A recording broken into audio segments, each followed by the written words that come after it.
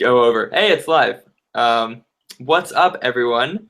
We haven't done so we haven't done this in a while because, in my opinion, live hangouts have become really complicated. Because you used to be able to just do it really quickly with Google Hangouts, and that's what we're doing now. But you can only do that now if you schedule it through an event. At least that's the way it seemed to me for the longest time. So apparently you could have done this. Apparently I could have been doing this for a while, but didn't know that. And we haven't done this in a while. What? Because, in my opinion, live hangouts have become really complicated. Oh wait, someone else is like. Because you used to be able to just do it really quickly with Google Hangouts, and that's what we're doing now. But wait, is someone else's thing going now? If you schedule. Oh, sorry. I might have reverb. Okay, yeah. I think you had the live thing open, which is why that was going on. Yeah, I was just like, wait, what? Okay. Yeah. But no, so Alex was just trying to get his camera to work, and then Dale was trying to get his microphone to work, and Google Hangouts straight up wasn't working for me. I couldn't invite them, so I had to restart my computer. Yeah. But what's up? How are you two doing? I'm wonderful. The weather is kind of still crummy in northern Maine a little bit, but or middle Maine, should I say. Other than that, what's the temperature your guys' way? I'm rather interested. Very rainy. Very, very rainy. Mm-hmm. Dude. You're in California, right? Yeah. I am, yeah. And it's really weird that like it's rainy in California. But yeah, it is. I've heard you guys have had a rather, like, the American Southwest has had a very rainy year. Like, even in Phoenix, Arizona, which my grandfather lives, he's saying, like, just the amount of rain they've got is just been blowing his mind. Wow. So, yeah. Well, the crazy thing about living in the State College area, Happy Valley, is that the weather fluctuates so greatly. So Monday and Tuesday of this week, it was like 60, 70 degrees. I was wearing shorts, and it snowed this morning. Wow. So, yeah. So that's fun. I think that's just the Northeast in general, like very random weather. Well, okay, so one of my friends was from Erie, and he would always Erie. I don't know about every single year on record, but tends to get the most snowfall of any city in the U.S. because of the lake effect. Mm-hmm. I don't actually, and the funny thing is, I don't exactly know what the lake effect is or how it works. I just know that it's sort of. I don't know. It lends itself to unexpected stuff. I know that in northern Maine, we actually kind of missed the lake effect. So what's really interesting is Maine, different areas in Maine, the southern part actually gets more snow than northern Maine. But northern Maine is colder, so the snow tends to stay longer. But we get less snow. We often almost always miss hurricanes as well. They just go right into Nova Scotia. So, seriously? Yep, northern Maine at least, because we're in the middle of that giant peninsula. It's weird to think of like the Northeast. If you think of Maine, it's a giant peninsula because the St. Lawrence on one side and the Atlantic on one side, and then there's another peninsula off that, which is Nova Scotia, and it's just kind of like a peninsula of peninsulas of peninsulas. Yeah. Oh, real quick, also, so one of the guys in the chat, Cube Stormer IV, said, "Will you guys answer chat questions?" And so I feel like I kind of jumped into this without explaining what's going on. So this first live hangout I'm doing. Yeah, Dale, you're Larry. Yeah, focus it. Yeah. this first live hangout is on conjecture right now, and maybe they'll move to everything else after. We'll see what people want, but I probably will make this unlisted afterwards because I don't want to just clutter up my channel with a bunch of these. But we used to do this a bunch actually for people who might not know, and then YouTube made. Well, it was a combination of me wanting to put these live hangouts somewhere else because I felt like they were cluttering up conjecture. And then, like I said before, YouTube made live streaming more difficult, in my opinion. But now we're trying to get back into it for the sake of just interacting with people. And it's like having a conversation with ourselves, but also whatever people, if you want to suggest topics or ask us questions in general, that'd be great. So there's the chat for that. I think I should probably tweet this out, the link, because I don't think I did that. I can do that too. Live with technicality. Alex, why isn't your YouTube logo your Twitter handle? Oh, good question. Basically, because it used to be for a really long time, and then around the Project for Awesome, what you could do is you could like donate to the Project for Awesome, and if you got like a certain level, Destin from Smart Every Day would give you like a little sticker, kind of. It's kind of what it is. So I donated to the certain level, and then he gave me that little space guy as a sticker, and then I put that as my Twitter profile, which is just kind of how it is. Yeah. I as you know, in like We Create EDU and all that, I do want to kind of change up my profile picture. Yeah, why don't you tell Dale actually, and I hope everyone else watching, what your logo is, because I don't know if a lot of people know. Yeah, it's basically, okay, let's see if I can get up a picture of this so I can have like an actual screen share if you like. You could probably go right to the channel. Oh, I could screen share. Oh wow, the magical cool Hangouts. That's so cool. Click on yeah. Anyways, the logo is basically, it was something I kind of threw together a while ago, back when I literally made it in like an MS Paint like software. But okay, let's see, you can barely see that, but it's that little circle right there. Yeah. Well, yeah. Quality images. You can't tell the finer details, but there's kind of like, I mean, you could screen share like the outside, but there's kind of like an X and a T, I think, right? Yeah, there's like an X on top, and then there's a T, and then there's a beaker on one side and an Earth on the other side.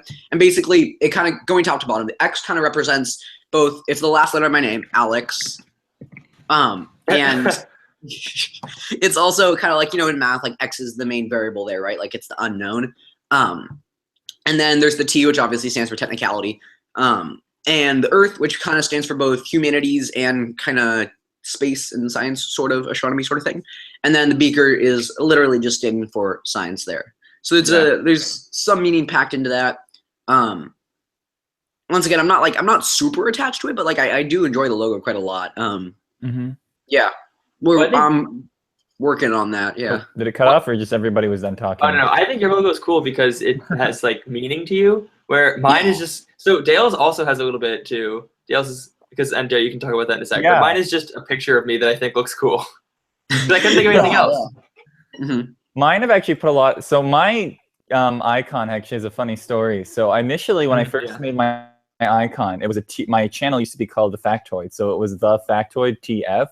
So when I end up rebranding, because I knew the word factoid has two meanings. It's like, one, it's just a random list of facts, which is not the only thing I wanted my channel to do. And it's also a fact that's said so frequently that people just assume that it's true. Like peeing on a jellyfish sting. Like people believe that, even though it doesn't really help. They're like, it's sterile. I'm like, well, just because it's sterile. Anyway, so when I end up changing, I was trying to think of a new name. I didn't want to change my icon at the time because I didn't want to get people completely lost. Yeah. So I actually thought of a name that still worked within the TF logo, worked with the TF logo. So Think Fact worked with it.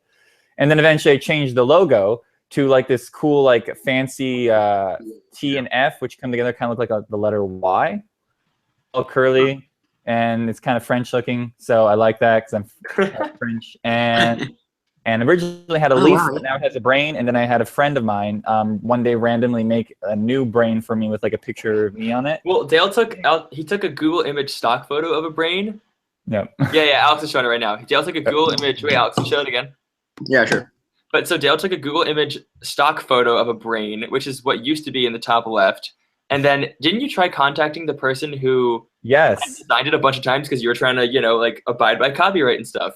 I didn't want to ever, like, if I ever wanted to get to a point where I made like memorabilia or something, I don't know if I'll ever get to that point, maybe. But I didn't want to use a copyright image because somebody had it. So I was like contacting them, like, see if either they didn't want it anymore, if it'd be okay if I could acquire it somehow, or if we could find a way to negotiate or something.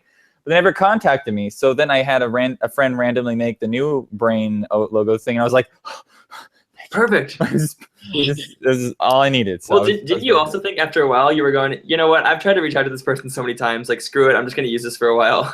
Isn't that kind of I got to, well, I was still like, I mean, as of recently, I've seen how much people have gotten hit with copyright stuff. And there's like, when it's a logo, and if you try to sell it with that on it, I feel like that's just gonna one day eventually it's gonna come cause back a world of hurt. So I was just like, nah. So I was constantly, I tried to make different kinds of brains, but I just liked how that one looked so much. And then, like I said, someone made me kind of like a different version, and I was very, very thankful. Someone I know in real life too. It's kind of cool on my campus. Oh, I thought it was a fan who made it for you. I didn't realize it was they're kind of a fan, I guess, but they just randomly made it for me. So I was like, part of the reason I want to change up my logo is basically because I'm pretty sure all the images in there are copyrighted. It Oh, was the back beaker or like the- I made this years ago, back before I even like remotely knew like copyright rules at all. I just kind of threw it together. Yeah. So that's part of the reason why I do want to at least update it. Yeah, that's actually one thing. So, okay, recently with thumbnails, I've been really enjoying making thumbnails because what I sort of did probably until I got Photoshop and started being more creative with it and cognizant of copyright issues is that I would take images on Google Images that I thought worked well, and not even Pixabay, right? Because that site has free images. But I would just take images from Google Images I thought looked nice and modify them slightly, whether it's putting a filter over them or extending the boundaries in some way. But now I mostly create all my thumbnails. So like the last couple videos I've done, for example, with my test video, please ignore, that was created. Yeah, that was a cool effect. Yeah. Yeah, thank you. The long small numbers was created. The facial expressions one I was created. The La Casa di Pinta was actually a picture I took when I was in Italy, so that was cool too. But just So nice. getting more around to making the actual things myself. So yeah, I feel what you mean. Huh. Yeah. Whenever I like tell people about how I make thumbnails, they always cringe when I say I use Final Cut Pro to make my thumbnails, simply because it's like so easy to use. Actually, I did that until I got Photoshop. There's nothing wrong with that at all.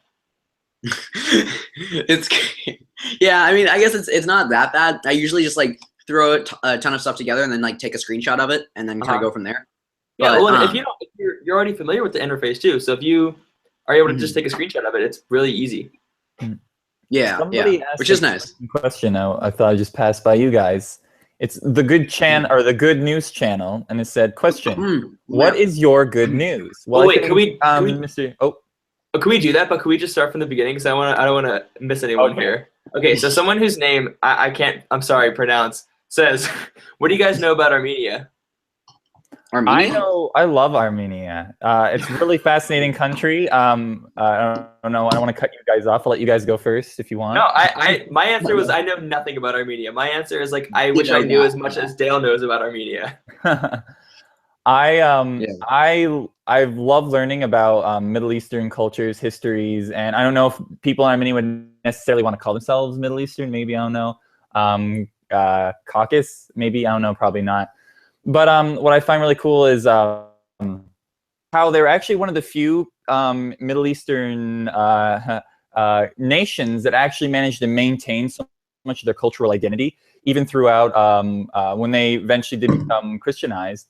They managed to maintain this identity, this script, this language script.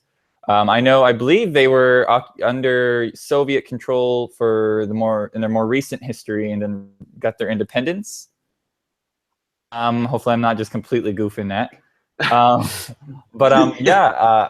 I know Kim Kardashian has Armenian ancestry. I did not know that. Really? Yeah, which is interesting. I think her last name is Armenian actually, but don't quote me on that. But yeah, oh goodness, I'm just trying to think. I know a lot, but it's just trying to like come up with it on the spot. Alex, what do you know about Armenia? I know that it is a place. It is a place. That's just about it. There are people there. I'm pretty sure there are people there. Yeah, I'm gonna go with that. It has a really nice name. I like the name Armenia. It's a great name. It's very phonetically pleasing. It is, yeah. I bet. Do you think that's how they pronounce Armenia in the Armenian language? Probably not. English likes to butcher the names of countries that are far away. So. Oh, by the way, with your Kardashian thing, so the guy who, again, unfortunately I can't pronounce his name, said that Armenian surnames end with IAN and YAN. So the Kardashian thing could definitely be true. Oh, cool. You could also Google that is cool. But, I love that script. It just looks like fancy, like I don't know, like 17th century, like 16th century writing, but it's actual like normal script font that they have online. It looks derivative of Sanskrit because it makes me think of like Arabic, which I'm pretty sure is also derivative of Sanskrit and or Aramaic. But they might have like a common ancestor in terms of like what was influenced both languages to a degree, or writing systems. Yeah, true. Okay, real quick. So Lorenzo Von Breda asks, "What's up, Lorenzo? Good to see you. If all the world's a stage, where does the audience sit?" Armenia. in front of their computers. Armenia. Armenia, yeah. Mhm. No, if all the world's a stage, then the audience is everyone with whom you interact. I feel that's fair. Wouldn't like. Yeah. Okay. Though I do wonder, like, with the increasing of globalization and means within the context of like internet and having people being able to communicate all the time, I wonder if the internet is the stage and it is what is bringing all these people together. So we're interacting through that medium, maybe. I don't know. Yeah.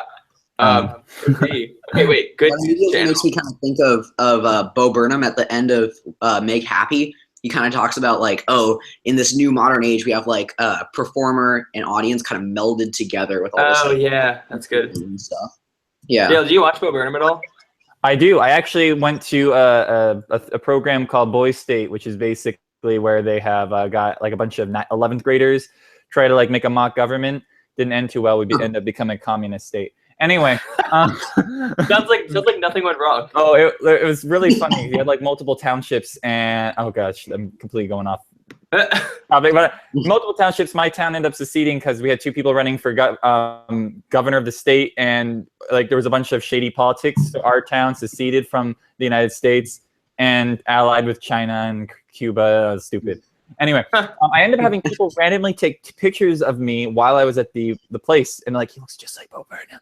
And people would like come up to me and like, do you know Bo Burnham? Are you guys like close related or something? I was like, I have no idea who he is. I have no idea what's going on. Really? So yeah, and then like I looked him up that night and I was like, this is wonderful. Like of all the people that have been confused as like Bo's. So yeah, that's how I learned about him, was having people randomly take pictures of me asking me if I was him.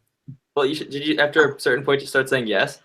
No, I didn't. But I didn't know if it was a good person or bad person. And by the time I kind of found out, it was too late. So I was just like, cool. Yeah, like someone walks up to you like, you look like Bo Burnham. And you're like, oh, I love that guy. And he goes, the serial killer. Yeah, exactly. He's just looking at everyone. Oh my God. Wait. So speaking of good news, the Good News channel asks, what is your good news?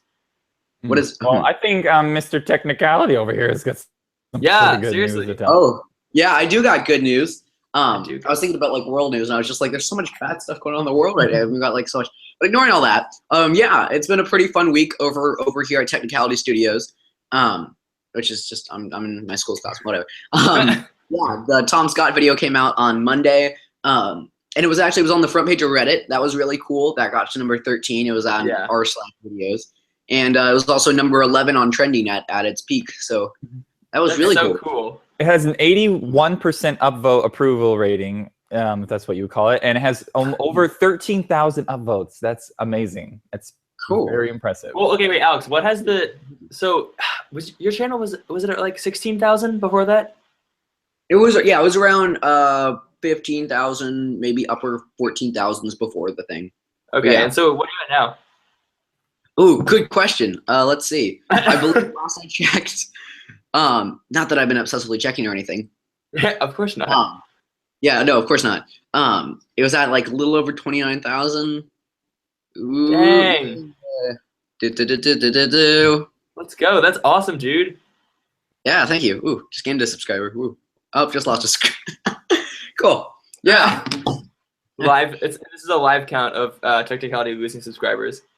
It's like when the Fine Bros did their thing. They did like live streams of just the Fine Brothers just losing subscribers. Oh my God. Yeah, we're doing that for Technicality right now. I wonder if that's what started that, because like after that whole incident, I see people do that to be funny all the time, but I don't remember seeing that like too often before that like whole incident. Yeah, there was so much silly jokes and stuff with the copyright. Actually, I was looking through old YouTube comments, and so Jack Chappell, who used to be on a lot of these with us, on my Vsauce parody video, this is right after the Fine Bros, the whole thing with them happened, and someone commented something like, "Oh, CGP Grey is gonna sue you because he copyrighted stick figures," and the commenter's joking, of course.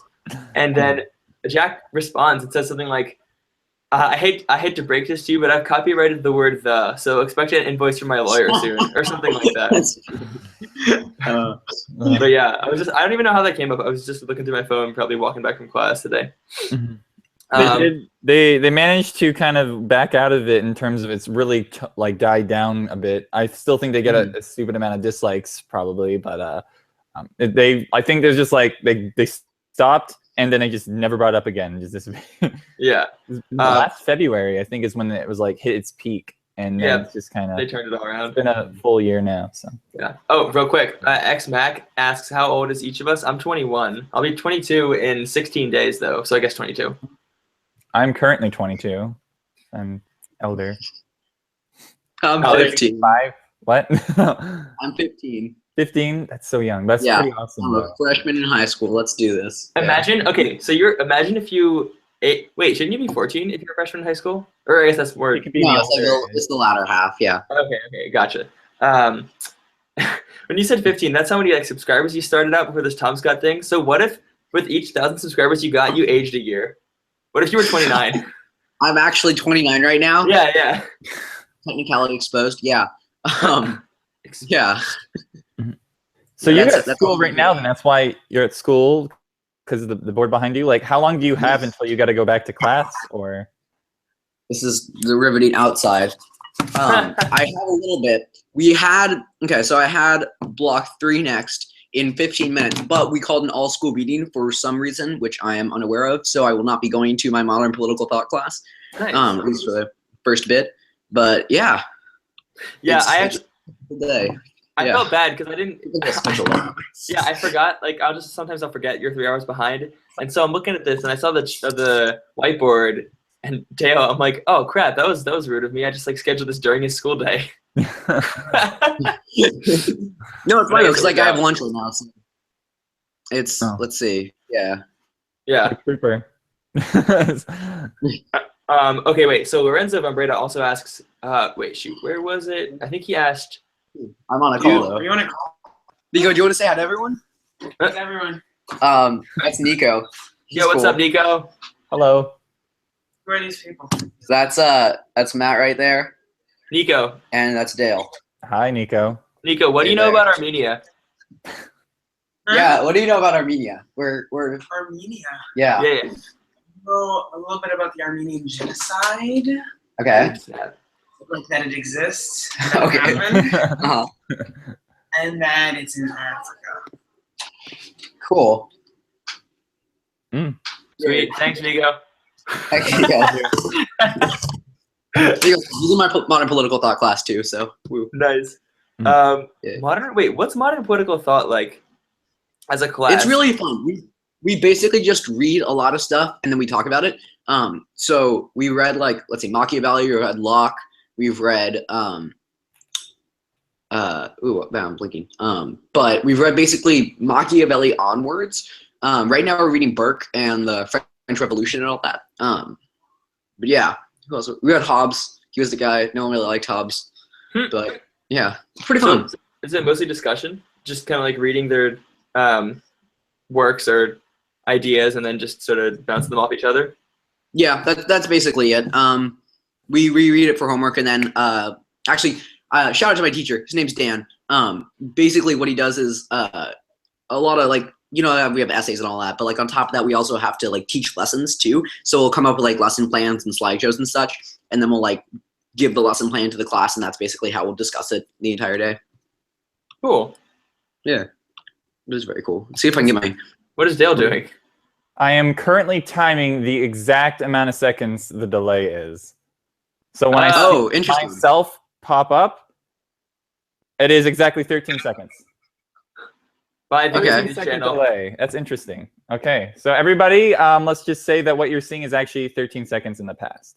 So it's interesting too because YouTube gives you an option to delay the.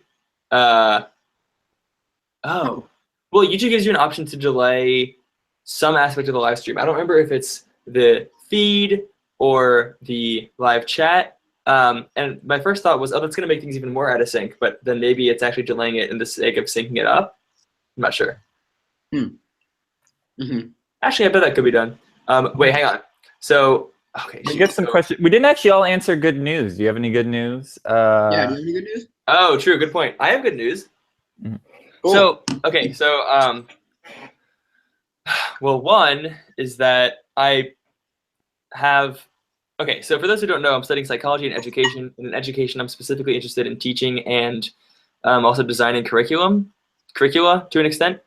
And I have I was basically just offered a job for a really, really, really part-time small thing, but to design a 3 to 5 day unit for a school in the first half of the summer.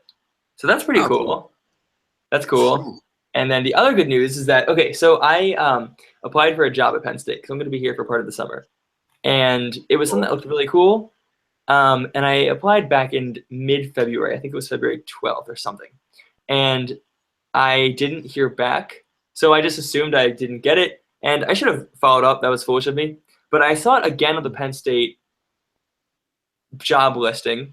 And so I decided to contact them. And I walked into the building and asked about it. So then later today, I got an email saying, hey, I'm this person hiring for this, and I saw your resume and cover letter from before, and I want to interview you. And I was thinking, oh, that's really cool. So I have an interview for a job this summer, too, which is really great. Nice. How about you, Dale? Good news. Good news. I have managed to do extremely well on tests. I thought I wasn't going to do very well on. I have... I'm doing capstone, and in my capstone, if you know what capstone is, basically it's kind of like your final class for your major. Yeah. I've had like 2 major papers I've had to write, and I had to create a thesis for them. And I could not think of a good thesis, like spending days and days and days. And both of my 2 papers, I got to write for probably one of my most important class, writing both of them within 10 hours of the time it's due. Because that's when I finally figured out the thesis, and I have got 90s on both of them. So I do not know. Like I sit there, I'm just like, it's over. I'm done. I'm gonna get 70s or something. I mean, it's not horrible, but it's just like that's what I get for not being able to figure it out so soon. But I've done very well, so that's the good news. I don't know how I do it. I don't know. Okay. That's your good news. Okay, wait. Lorenzo asked us a while back. Do you guys believe in ghosts? Believing? Oh, yeah. Yeah. Casper the Friendly Ghost for the win. Oh. He's from Maine, in fact. Well, at least Casper the movie is from was. Maine? The weird 90s movie. The weird 90s movie was from Maine. All ghosts are from Maine. Don't you know that? Stephen King. Hello. Yeah, I know that's the weirdest part about it growing up. I did a Twitter post about this, was knowing that I lived not too far away from the town it's actually based in. Like, I'm not like, oh, clowns aren't that scary. But I was just like, but you know, it doesn't. If that thing was real, I don't live too far from the place it's actually based. Huh. Yeah, I'm sure that's a fun As with thought. everything Stephen King, like Cujo, it's like walking the woods. It's like, what if it's up here? It's not that Is this far. stuff all based in Maine? What? Is this stuff based in Maine? A lot of it is. Not all of it, but a good portion of it is. Did he grow up in Maine? Yeah, he's from Portland. Okay, I was about to ask because what about his life or experience made him decide to base stuff in Maine? That's how you trigger a person from Maine, is when you like Portland, Oregon. Like, because you don't like, it's like, oh, Portland, Maine, and Portland. So it's like Portland and then Portland, Maine. Like, you don't actually have to specify that one's like, the Portland from Oregon is actually named after the one from Maine.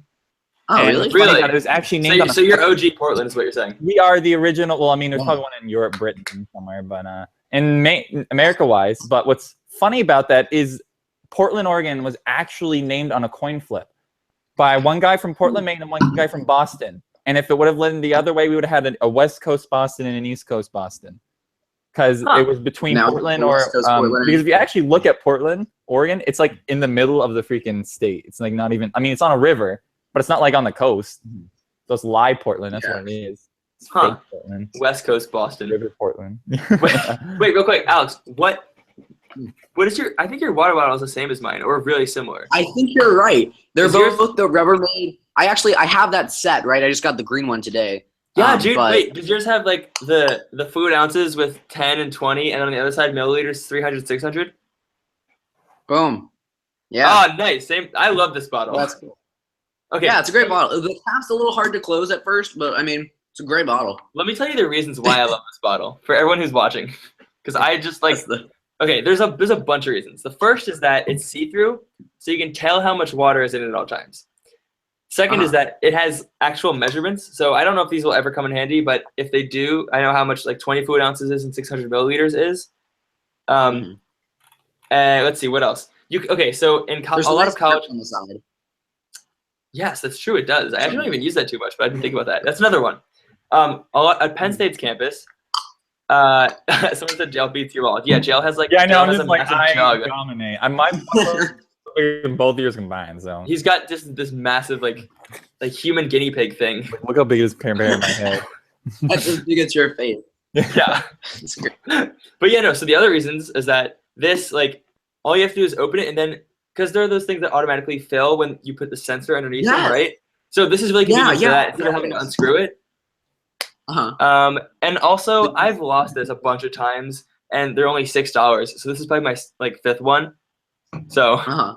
that's my favorite they're bottle. really, I go through like a ton of water bottles, just like how I go through like a ton of pens, just because I just lose them all the time. So it's nice to have something that's like, it's good enough. This should be like my permanent water bottle, but like if I lose it, like they're not like super hard to get again. Yeah, exactly. That's like, exactly my thought process too.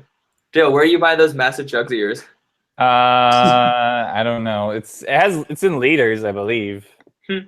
So it's not freedom units. Then why even bother? It says 2.5 liter, 2.2 liters. Does that make sense? I don't know. Metric people, does that look like 2 liters, 2.2 liters to you? I don't know. Or 74.4 ounces. These are really obscure units. Why like 0.2 and 0.4? I don't know. Well, so this thing full that Alex and I have is 20 ounces. Okay, well this is 74 ounces, so almost 4 times. Huh. I'll drink that probably in 2 days. So talking about water bottle, yeah. You gotta keep hydrated. Yeah, dude. You gotta make sure your urine isn't too dark. I posted a link, but it said it removed the web address. Somebody asked who you are, Alex, so I was gonna post a link to his channel, and then Google's like, "Not today, not today." Why don't you do that, but take off like the last letter or first letter or something? Or you can just literally just YouTube technicality. Or you can put like the spaces like between the .coms and all that. Yeah, like, I think that's technicality time. I'm use Technicality Studios because for some reason when I chose a custom domain, I chose Technicality Time. Like that had nothing to do with my channel at all. I thought it was like, hey guys, it's Technicality Time. But like, no, it had nothing to do at all with any of my videos. So then I was like, I finally got the opportunity to change it one day or just like add on top of it. And I was just like, boom, straight Technicality isn't available because YouTube will like withhold some like really nice domains for when you get like really big, just so like people can't snatch up common domains. And Technicality is one of them, but Technicality Studios does a lot, and it's now my production company. Hey, there you go. Yeah. Well, that makes the name. Sorry if you don't mind me cutting you off, Matt. Go for it. Yeah. Oh, Alex, where did you get the name Technicality? Where did that all come from? Oh yeah, great question. I love telling this story. So essentially, basically all of elementary school, I had these friends named Arvind and Sadvik, and we kind of do this anytime any one of us said something like really like technical or specific. It was mainly just Arvind. He's really cool. But anyways, anytime Arvind said something like really technical or like really like kind of factoidy, we go like Arvind, that's TECHNICAL, and we do this like little song.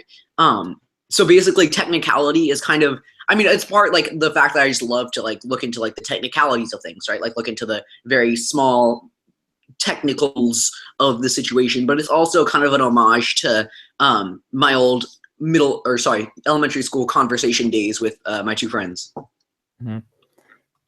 That's pretty intense. I feel like if I could have gone down that road, I would have been called contextuality or something. Where I use that word. I use that word so much, like in comments and things, that people are like, you got to stop. That makes me think about conjecture, sort of, because okay, Jill, you talked about how looking up the factoid and it gave you sort of a thing people say often, whether or not, disregarding the veracity. So if you Google conjecture. If you Google conjecture, the first definition that Google provides is, I'm going to read it to you because I just Googled it, is an opinion or conclusion formed on the basis of incomplete information.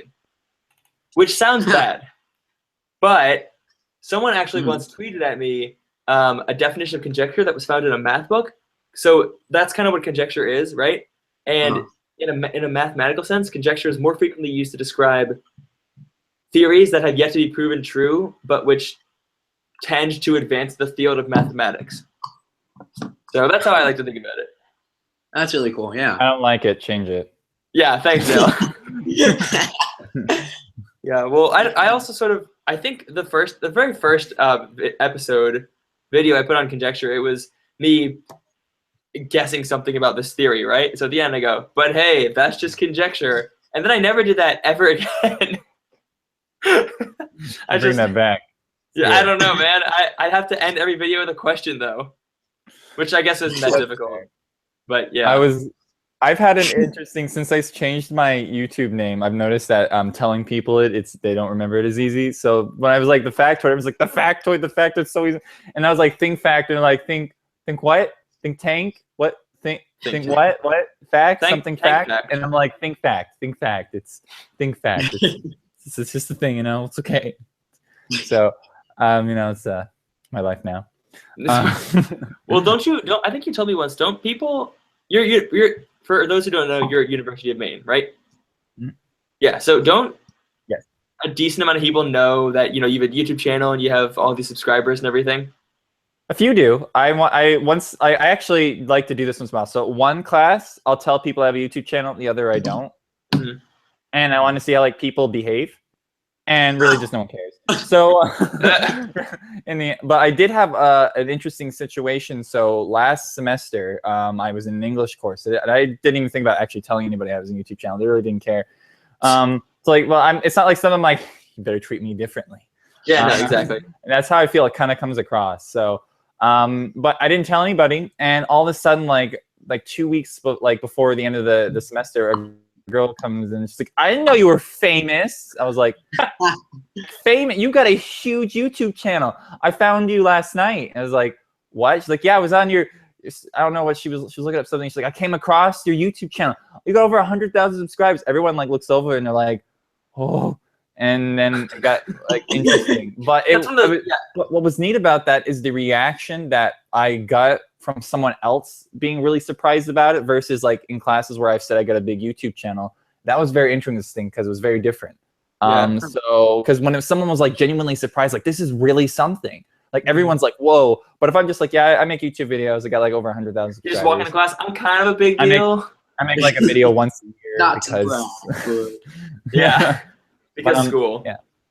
Yeah, but I still think what's interesting is not a lot of people take the whole notion of like YouTube like being something that's really like legitimate, either like as a job or something that's like you're really famous or something. Like I don't know, like even me, like people like 100,000 people, that's you're famous. I'm like, there's people on the news who get that much, and they're just like, I'm like, what is fame?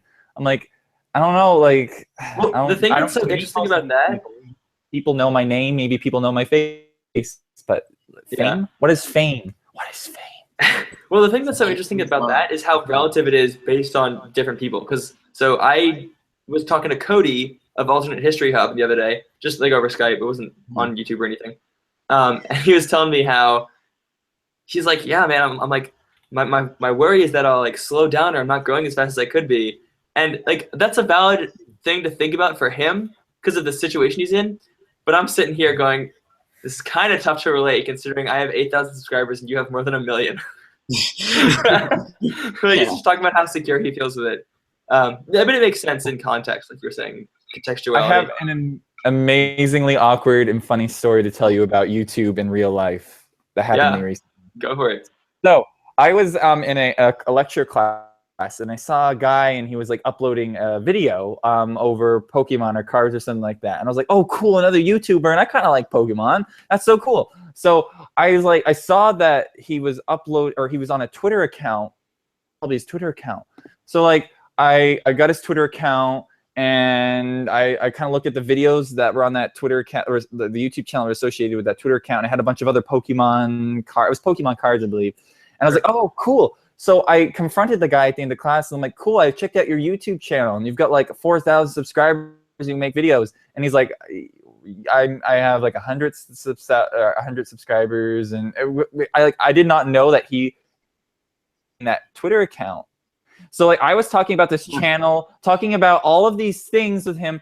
He had no idea what was going on. I had no idea what was going on. And we tried to like maintain a conversation where he's just like I told him, like, I got a channel, like 100,000 subscribers. I'd love to help you if you ever need help with anything. It's cool to meet other people. And he's like, what? He's like, what's going on? He's like, I've never, because I told him, like, I followed you on Twitter. So I follow this other guy. And he's like, I've never actually had anybody say that to me in real life. Because he felt that he was like famous. Like he was like, whoa, I've had someone actually run into my stuff. Like, whoa. And I was just like, oh, I just want to help you out. But the whole thing, nothing like related. So I actually sent a message to that guy later that night, the other person, not the guy who I thought I was talking to. I was like, sorry for this awkward conversation. Like we met and I didn't no idea what's going on. And I was talking about the situation. And the guy's like, what? And so I was like, what's going on? So I like tried to think back at the video and I like looked at who that guy was following. And it turns out they were talking to each other and they were friends with one another and it was different people. And I ended up talking to the guy the next day and we kind of got things straightened out. That's super short, probably not as funny as and awkward as it was in real life. But yeah, it was. I assumed that the Twitter account was that guy, and I was like bragging. I was like, "That's so cool! You already got a good following. You're doing so well." And he's like, "I only got 100," and I was just like, "Oh." And I didn't understand what he meant by that. So anyway. Wait. So no mercy. I gotta back out right now because I have a class right now. Okay. But yeah, sure, very fair. I shall bid my adieu. We'll have to do this more often. Yeah, I think definitely, yeah. Probably we'll do this on everything else, maybe going forward. I don't know. We'll see, just because I think that's easier, and that way I can have them like public on everything else, whereas I don't really want them probably public here, but yeah. That's fair. I mean, right now I believe there's only 17 people watching, so I think those people that are watching would be watching even if it's on another channel because they would. Yeah, so anyway. Exactly. Have cool, a good Alex. one, Alex. Thanks for hopping in. I'll see you later. Cool. Yeah. Thank you guys. With everything. Thanks so much. Yeah. All right. Goodbye. Cool. Bye. Bye. Dude, oh, that's nice. He had been I started getting to know him better around the time when YouTube changed up some of the live Hangout stuff. And so I remember he asked me something like, "Hey, could I be in a live Hangout?" And I said, and this was like over a year ago, mind you. And I said something like, "Yeah, just I'll let you know when we do the next one." And the next one never happened. Like this was the next one. So I'm glad he made it to one. that is, yep. I know that he's been involved with, the most seen videos on everything else, I believe, are his. So I think it's interesting that, like, I believe that he's been really involved in the channel. He's been involved in what we do. It's really awesome, I feel, to have, like, someone who's young and's got a lot of this energy young, like 22 and 21 isn't young. But yeah, with us old geezers over here. Like, I know, like, when young people and helping us out. But yeah, I think that it's really cool to get someone that who's really engaged, has already got something going for them, to be involved with that. I see that he's got a bright future. Tom Scott made a joke like he's gonna be taking over. Yeah. And wait, I was like, that's exactly. He was saying that. Wait, what the heck is the chat doing? They're like they're trying to figure out something with like what the lag is or something, but I don't know. Oh, 11 seconds. I don't know. They're trying to do some sort of ping thing, I guess. Oh, wait, Dale, do you listen to any podcasts? Podcasts. I occasionally listen to Hello Internet. Not as of recent though. If I have, it's been a while. So listen to I can't even remember any of them. But the most recent one I can remember is Hello Internet and that whole thing that CPG Grade does. Yeah, he does a bunch now actually. But because I think it was the guy in the chat named No Mercy, who might be a girl. I'm just saying guy, but asked if you listen to podcasts. I actually don't. I've listened to some here and there, but I don't consistently listen to any. And I kind of want to change that because every day I walk at least an hour just getting to and from classes and stuff because Penn State's got a big campus and I live off campus. So even if I downloaded, you know what, I could probably get a free trial of Audible for like 18 months in a row if I use the code SMART every day, then the code Veritasium, then the code Vsauce, you know? Yeah, I think that. So I was reading something. Like, don't even care about what you have to say, man. That's basically what's going on. I got reading, and then I was just focusing in. I heard someone say, like, did you vote in some flag referendum? I was like, flag referendum? Wait, what? Wait, what flag referendum is it? So, yeah, were you thinking about, like, utilizing that time is what you were essentially trying to do for something that's useful? Or, like, thinking about things during that time that you would then make into a podcast? Oh, no. Well, actually, I want to ask you what the flag referendum they're talking about is, but I'll just quickly finish what you asked me. So, no, I was just trying to think about, making a podcast would be fun, but I wasn't trying to make one. I was just looking for stuff to do during those hour-long walks I'm making throughout the course of my day. And recently what I've been doing is my phone has something like 1,200 pictures on it, So I've just been sort of deleting some every time I go to class because it'll run faster with the less stuff on it. So that. But our Armenian friend says there's a podcast called 99% Invisible. Tell us what it's about in the chat. But in the meanwhile, Dale, do you know what they're talking about with the flag referendum? I imagine that they had like a flag. I mean, CBG Gray loves flags, so he loves flags. So they always talk about like good flag design. There's vexillology or something. No, it's probably not butchering the pronunciation. I think it's like study of flags. I actually want to see if we can do that for the state of Maine. Maine is like ranked one of the states with the worst flag designs, which is basically there's like 5 to 10 states with just blue and the emblem of the state on it. So I'm like, Maine had a really like tacky but cool flag like in 1910. Green color with a random pine tree and a blue star in the corner. That was it. Maine 1910 flag. I don't know. You'll probably find it. Anyway, I thought it'd be cool for the 100-year anniversary or the 200-year anniversary of the state of Maine, which will be in 2020, I believe, or something. 2021. Wait, that when was Maine found? When did Maine become a state? 1820, 1821, around there, I believe. Okay. Missouri Comp. Yeah. Missouri, Maine, I think became states at the same time. So I think it was Missouri. Yeah, it was Missouri, not Mississippi. Mississippi's already a state. They had to have a slave state and a free state because that was a thing, and Maine got tired of Massachusetts because we were invaded and they didn't help us too well, I guess, or something like that. So, I mean, we're literally like Canada all around us, and we're the closest like place to Britain, so we're just like easy pickings. Mm-hmm. So, anyway, that's really off topic. Wait, okay. Pocket Penguin says best board game. Best board game or favorite. It's the best, different from your favorite. I like Clue a lot. Clue's always fun. Except when it's you, and then you're just like, yeah, when you're the killer. Yeah. I actually have never played Clue fully through. There's a disgusted look on your face. It's like, how can I still be friends with this person? Yeah, no, bye. Log off. No, dude. Well, I played a Harry Potter like port of Clue when I was a kid, but that's it. Lame. I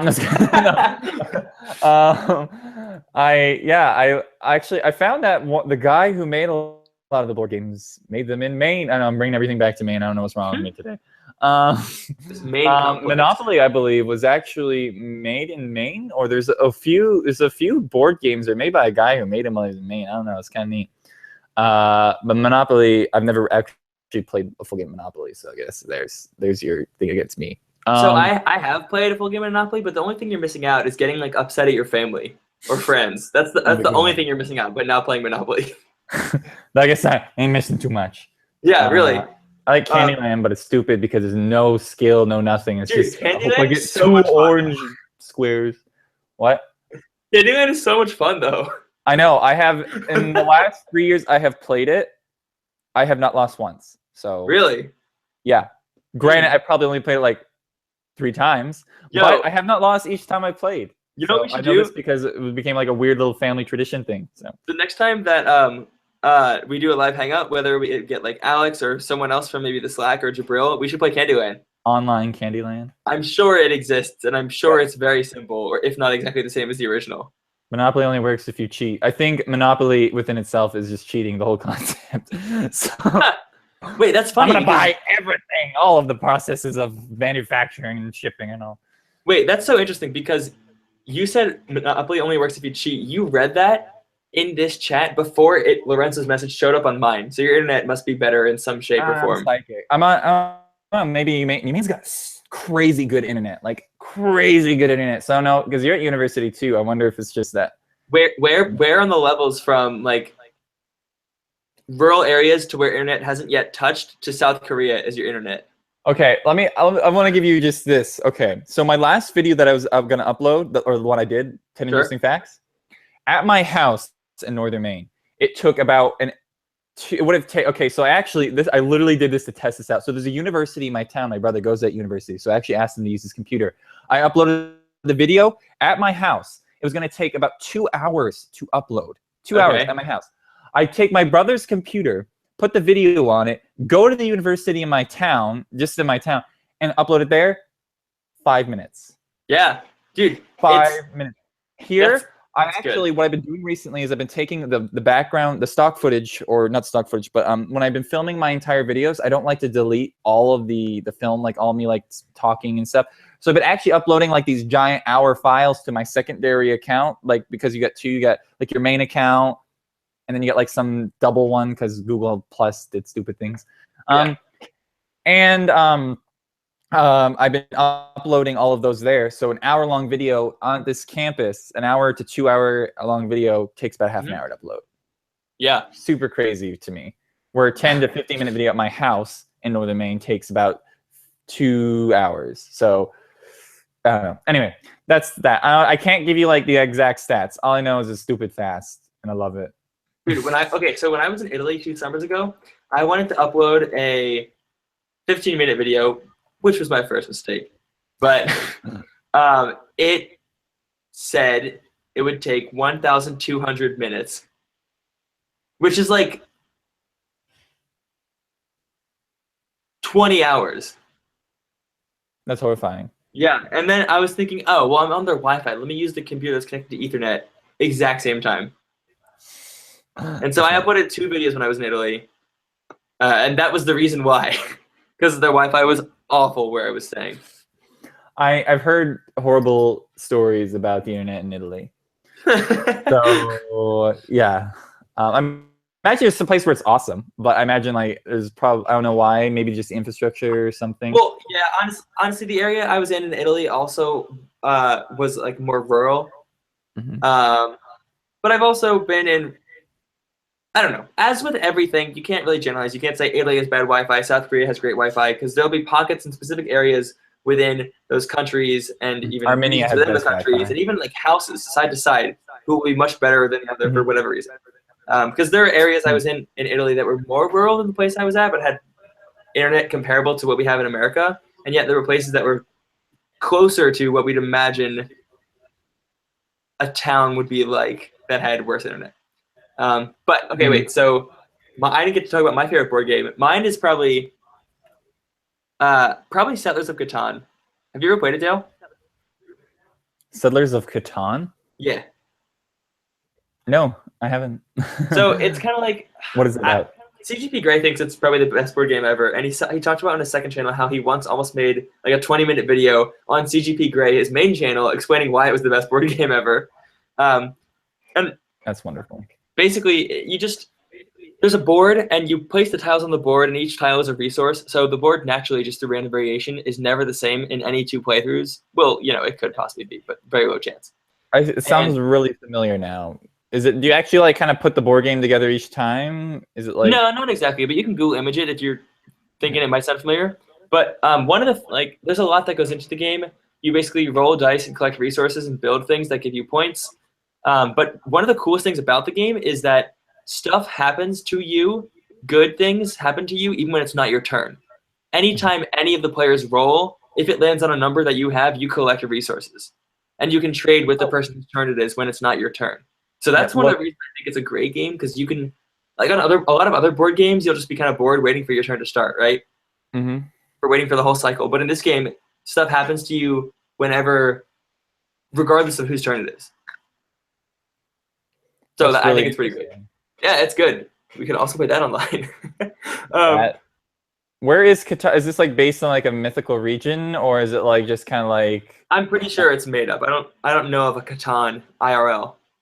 I typed in Settlers, and in the second I typed space O, and it was like of Catan, like online on Catan. It was like just thousands of things about Catan. I was like, dude, oh god, that would be fun if we actually played like board games on some of these live streams. My goodness, it'd be so much fun. I feel like we would have fun. I don't know if the audience would have fun. Yeah, like, Dale, you could have made this move, you dum-dums. Yeah, well, they could be put in the chat. They could be, I don't know, they could be like making teams or conspiring. It would be funny if we had like the audience team, so they all had to work together and play as a character. I was about to say that, like it could be you, me, Alex, or like you, me, and Jabril, or you, Jabril, and Alex, and the audience is the fourth person. Audience. That'd be so my cool. god, they would wreck us. Yeah, collective wisdom, maybe.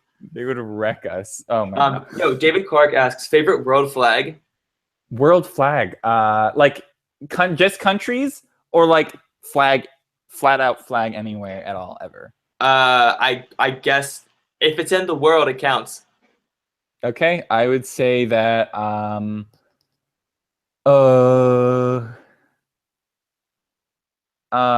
give me a second. I'll gotta find it. While you say that, I actually think Arizona has a really cool flag. It's just all, I think it's like all yellow with some red symbols that look kind of like indigenous cultures. Nepal also, New Mexico? oh, maybe that's New Mexico then. Yeah, sorry. Pueblo symbol. Okay, I like that. My favorite flag is the flag of Pocatello. It's absolutely gorgeous. Huh. Let me send it to you. Yeah, cool. Anybody who knows what I'm talking about, they're probably dying inside. Absolutely dying. They're like, you monster. Wait, why? Oh, you mean me? Because I don't know. No. You don't know. If they know flags, they know exactly what I'm talking about. And they are dying. They're probably raging. Huh. Also, while you look that up, people in the chat are talking about thank you. Saying how supposedly Monopoly was designed by a socialist to show how messed up capitalism is. Whoa, that's interesting. Saying he watched a documentary. This is Mauro Gonzalez saying he watched a documentary on it a while back, which actually sounds really interesting. Yeah, and then people are saying Yakutan's pretty cool. And then also people are down with the audience team idea.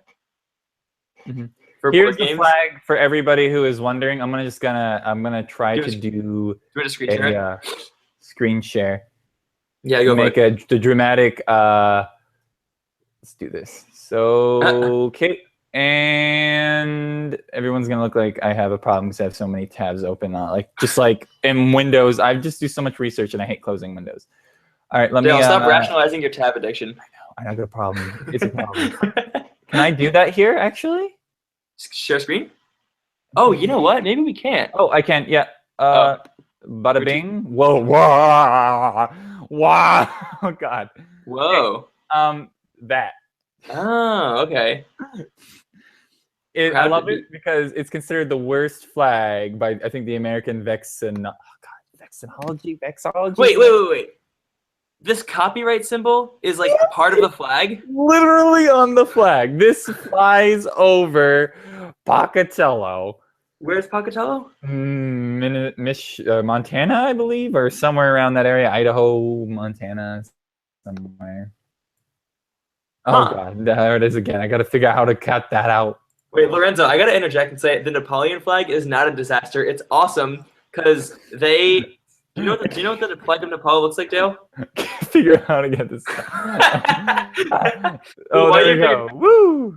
The flag of Nepal. That cool one that in Poland ball looks like a crazy piranha. No, I mean maybe, but it's like it's not a rectangle. It's two triangles, which is awesome. Just the fact that they decided they're going screw it. We're gonna use triangles, not. Oh, hang on, let me fix this back.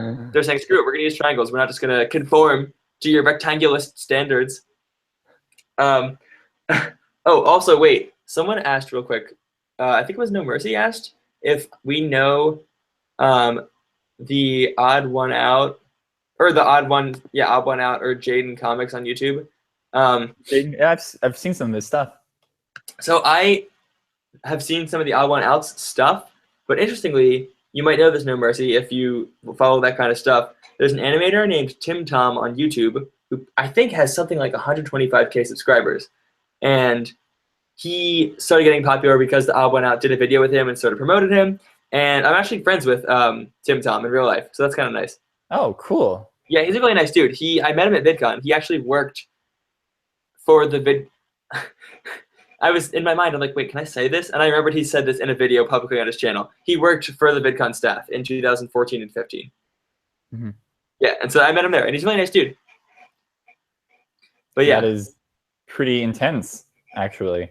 Yeah, well, he was one of the. Actually, I feel like I don't know if I can technically say more. I was just gonna say what his position was, but I feel like I would have want to ask him before I'd say that. He was the assassin. He was the one who took out the bad YouTubers. He was the one who Oh, crap, what were we talking about before with? I don't know.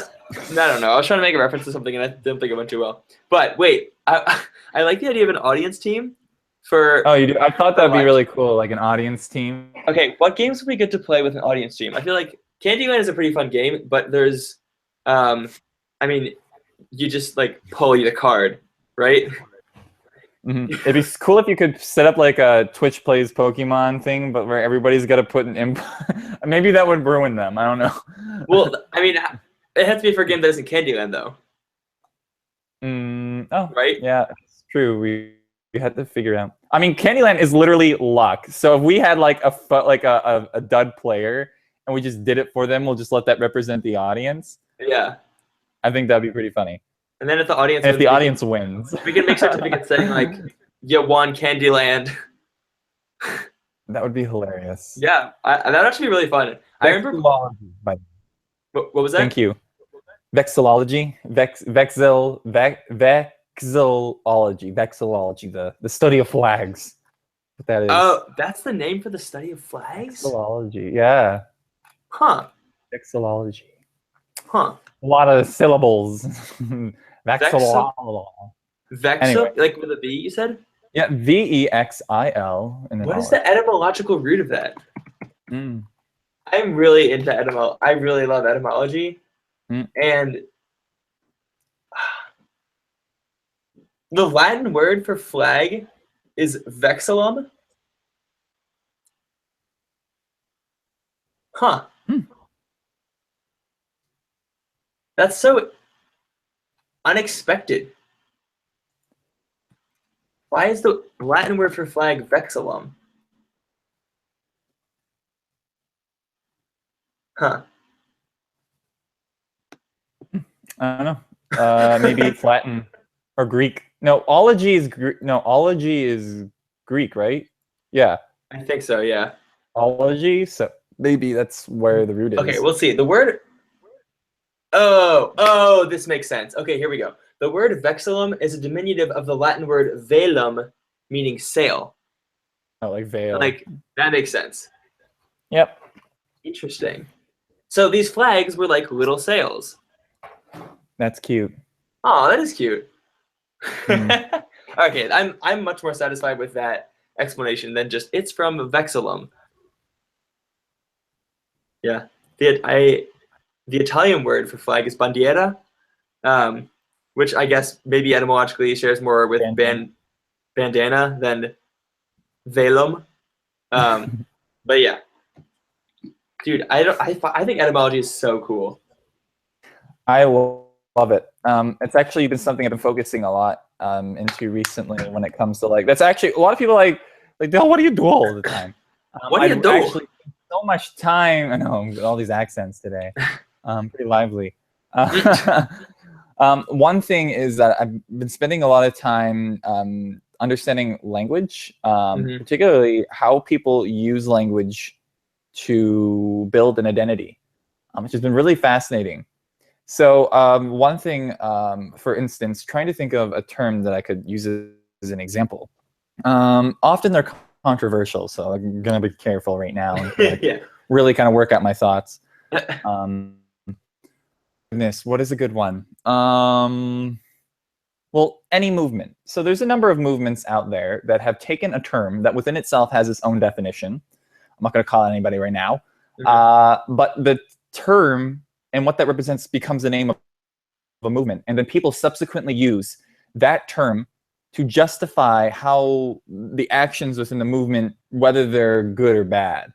Because the term or what they are calling themselves itself is good, they can often get away with doing bad things under the notion that if you are calling them out or disagreeing with them, you are essentially going against the concept rather than actually being against their actions within itself.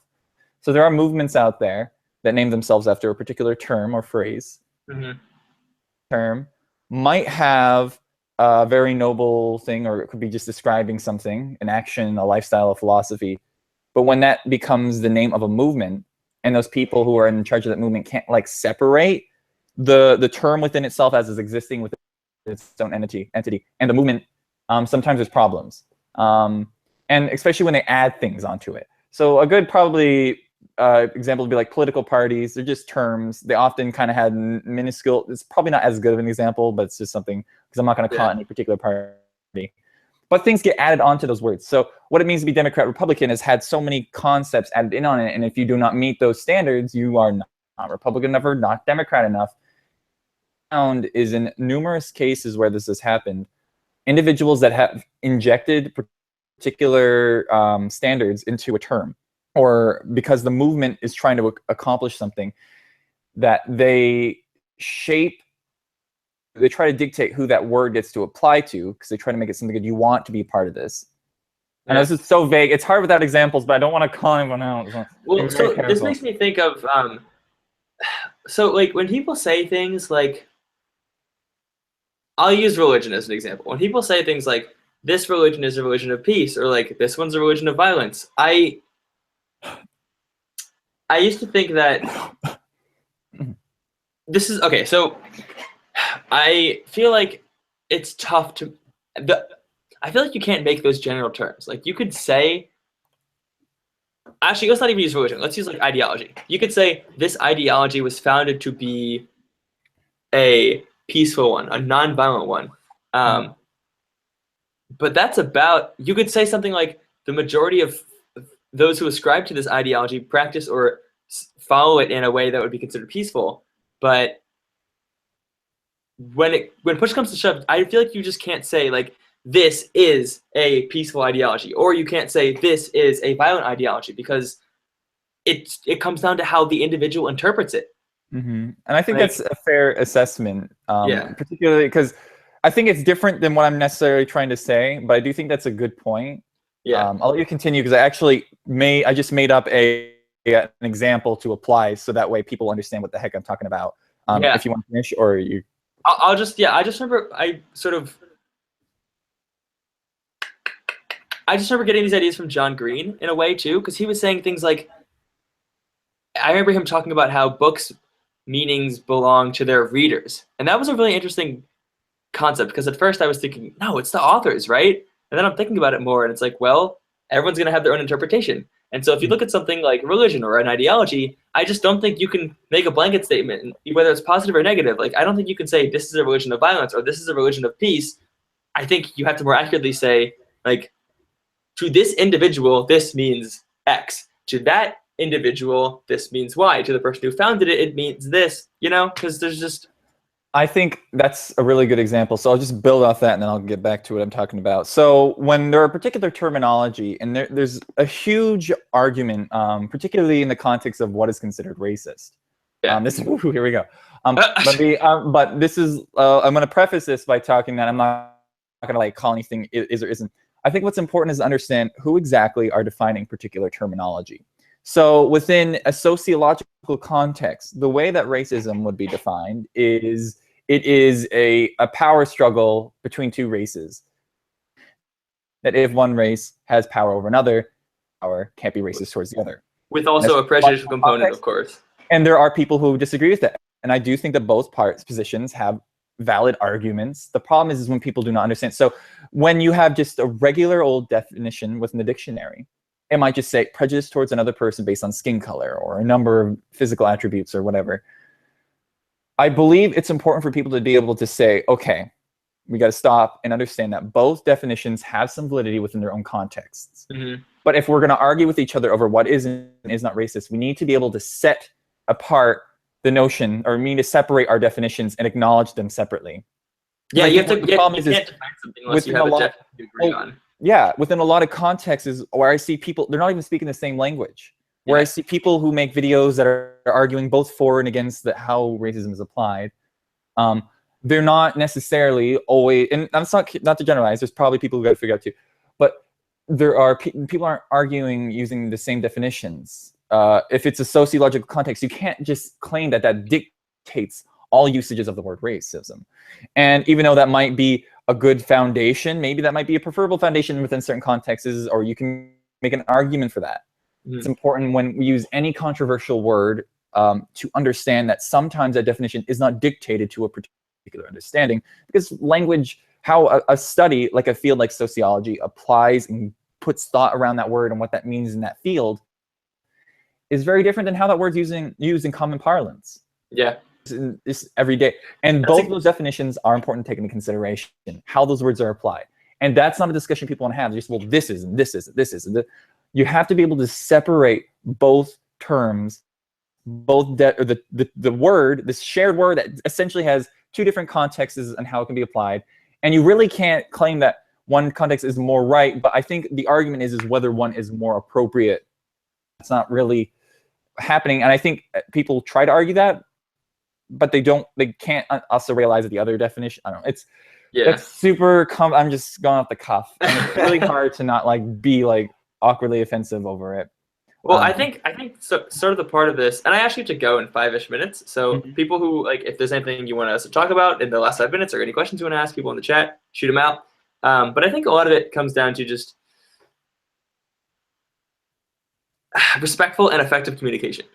Because, okay, so I would say to my one roommate last semester, like, I think being honest is one of the toughest ways to communicate, but it's the best.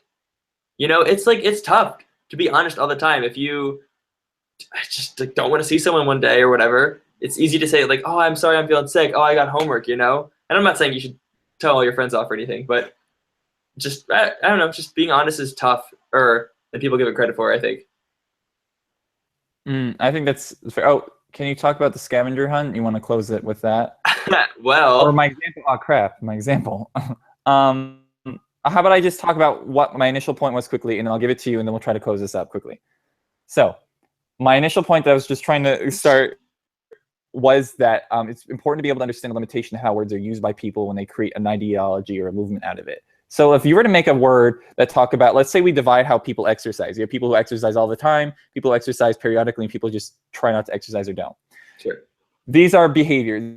These are actions, okay? And then let's say the people who exercise all the time had a term that was used to describe them. So let's say that term was exerciserist. I don't know, something dumb. I'm just thinking. Word, which describes people who exercise, that's simply behavior, ends up becoming a group of people who then try to apply more to that. So let's say exerciserist. Now say, well, courtesy is an important part of this definition. So if you are not treating the equipment the best, if you're not treating other people who work out the best, you're not one of these. So the people who recognize as it, they may take that term and kind of include different ideological components in it that can almost, in some cases, create a hierarchy to dictate behavior to some degree, or at least try to influence it, not dictate it. So when you have words that are strictly based upon behavior describing something that at its core anybody could apply to so long as they meet the simple requirements, word ends up becoming something that is a movement. It becomes an ideology.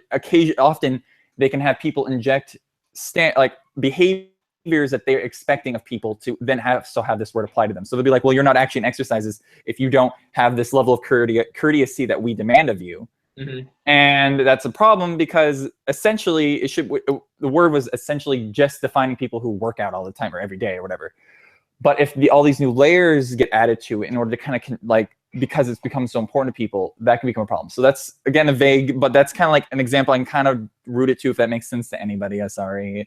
Yeah. But I'm thinking a lot about it. I'm trying to be very careful how I approach it and discuss it, especially since this is now, like, I'm talking to people, real, like, online and stuff. So I'm just. I think someone said, I think maybe it was Lorenzo said something like, "This seems like a controversial conversation," and he goes, "Well, not really, but they're speaking slowly." And I think when you see me on YouTube, I'm obviously very, I guess, polished, and because I have a script that I've practiced, right? But when I'm just going off the cuff, I want to make sure my thoughts are, like, even if I'm not talking about something controversial, I still want to make sure that my thoughts, I'm communicating them in a way that I want, and I want to make sure it's interpreted as I had intended it to be. So I tend to do that when I'm not on YouTube. I'll take pauses. Yeah, well, I'm the type of person, like, this is still kind of like, because, or like, just kind of like debating, like, I'm the type of person who's very reserved and wants to really think out everything I say. So right now I'm just trying to be as quick as I can, and I'm constantly trying to, like, buffer what I'm saying to try to like make sure I'm not like making anybody like furious. I think we got a good audience. But something to worry about. But it's just that there's a lot to it, and it's very important to make sure that at least what I'm providing right now is safe. I'm not like making generalized assumptions, but as well as trying to explain the best I can right now. One day I'd like to make a great video that discusses these types of things if possible. But anyway, your scavenger hunt thing. Yeah. Okay. So I'll talk about that in the head out. So for those who have not seen my test video or haven't watched it closely enough, this won't make any sense to you. But the scavenger hunt consists of 3 parts. The first is finding a riddle in a library, which some people have already identified. That's the first part. The second and third parts use an ancient language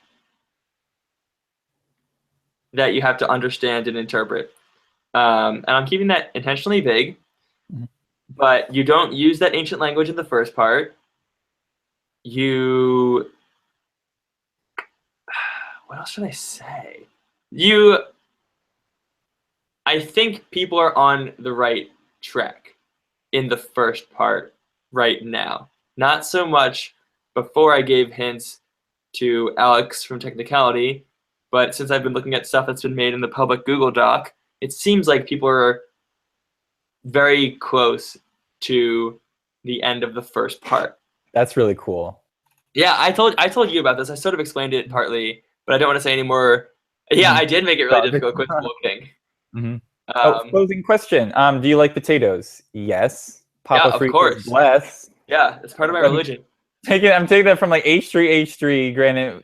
But yeah, Papa bless, like Papa Fritas bless. That's like, potatoes. Yeah. All right, I gotta run. But take care, everybody. Thank you for coming. And yeah, it's great having you all here. Yeah, so we'll probably do these in the future on everything else. Which, if you don't know what that is, go just actually hang on. That's a good way to